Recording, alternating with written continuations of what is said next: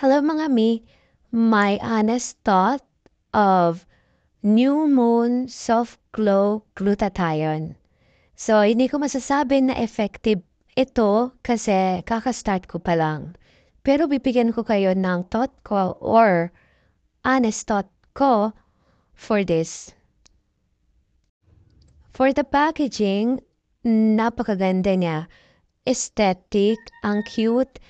Ito yung lalagyan na parang ikikip mo siya kahit ubus mo na. So parang gusto mo siyang i-collect kasi ang ganda niya sa packaging. Ang hindi ko lang nagustuhan sa packaging, yung hindi nakasulat yung kung ilang milligram yung S-acetyl or yung vitamin C, ganon. Yun lang naman.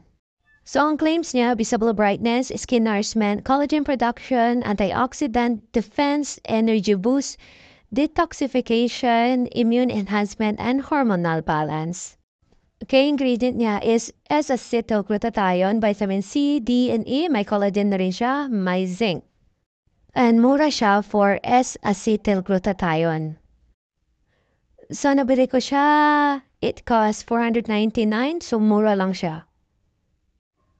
So, ibig sabihin, pwede siya sa budget natin.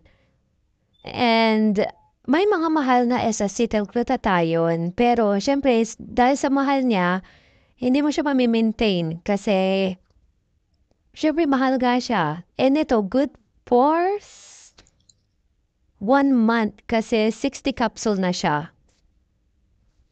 So, yung S-acetylglutathione is more stable siya at mas ma-absorb siya ng skin. Pero it doesn't mean na yung mga L-glutathione hindi rin effective.